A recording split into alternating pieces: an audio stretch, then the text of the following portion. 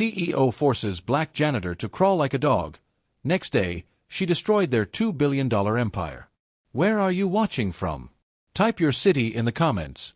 You might just get a shout out in the next video. Hit like and subscribe for some good luck today.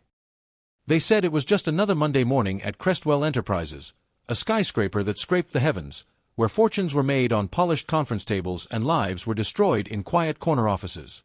But for Evelyn Moore, a 62-year-old black janitor with aching knees and a back bent from decades of labor, that Monday would carve a wound so deep it would scar the empire forever. Evelyn had worked in silence for years, waxing the marble floors, emptying the trash of millionaires, polishing the glass walls that reflected the arrogance of the powerful. She was invisible to them. A shadow. But on that morning, Victor Crestwell, the billionaire CEO, decided invisibility wasn't enough. He wanted humiliation. More. His cold voice cracked like a whip across the marble lobby. She froze, clutching her mop, her heart thrumming. The other staff shrank back, pretending not to see. That's how it worked here. No one interfered. Victor, towering in his custom-tailored suit, sneered as though he smelled something rotten. You missed a spot. Evelyn lowered her eyes. I'll fix it, sir. But he wasn't done. You know what? Don't fix it. Entertain us. He smirked at the executives gathered around him, holding their lattes and laughter. Crawl across the lobby like the mutt you are. Show us how low you'll go for a paycheck. The words crashed over her like ice water. Silence hung heavy, except for the hiss of the espresso machine. Evelyn's lips trembled. She wanted to scream, but her rent, her medicine, her grandchildren's school fees, all of it shackled her tongue. Then Victor leaned close, his breath sharp with expensive whiskey, and whispered so the others could hear. Crawl or you're fired. The lobby erupted in snickers. Phones came out. Cameras rolled. And Evelyn Moore, 62 years old, dropped her mop. She got on her hands and knees. Every step on that cold marble burned her soul. Every laugh behind her pierced her spirit. She felt the weight of centuries pressing down on her spine. When she reached the end of the lobby, Victor clapped like a man at the opera. That's loyalty, he jeered. That's obedience. And with that, he turned his back on her like she was less than nothing. But Evelyn was not nothing. That night, she sat in her small apartment, her hands trembling as she scrolled through social media. The video was everywhere. Millions of views, the comments a storm of cruelty and rage. Some mocked her, others pitied her, but a few recognized her name. Because Evelyn Moore was not just a janitor. Once upon a time, before tragedy and debt dragged her into silence, she had been a lawyer. A sharp mind with a law degree from Howard University. She'd even worked in corporate litigation, before her husband's death, before cancer bills swallowed her savings, before she took the janitor job to survive.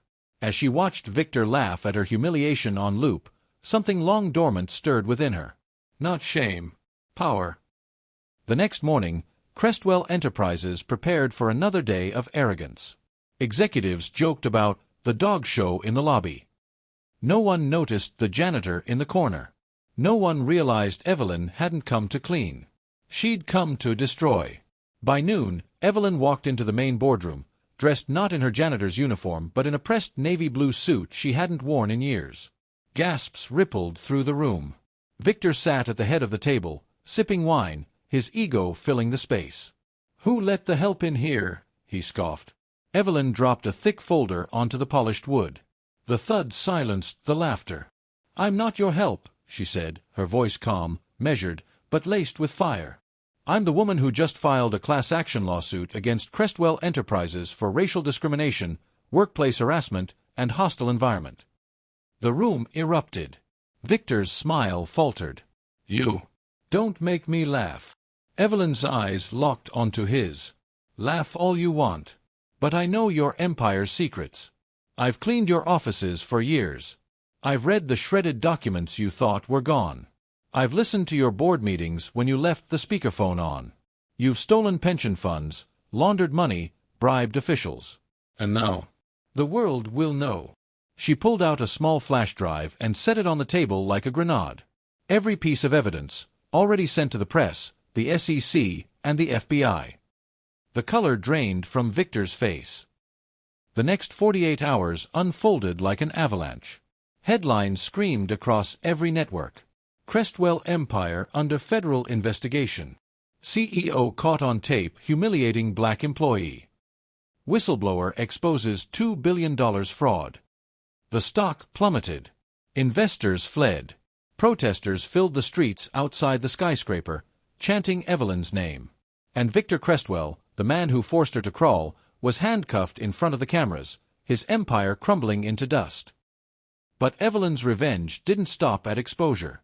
In court, she stood tall, no longer the invisible janitor but the fierce attorney she once was. She represented not just herself, but hundreds of employees Crestwell had exploited. The class action suit tore through his fortune like wildfire. At the verdict, when the judge ordered Crestwell Enterprises to pay over $2 billion in damages, Evelyn didn't smile. She didn't gloat. She simply closed her eyes and whispered a prayer, for herself, for the broken, for every person who had ever been forced to kneel. When the dust settled, Evelyn didn't buy a mansion.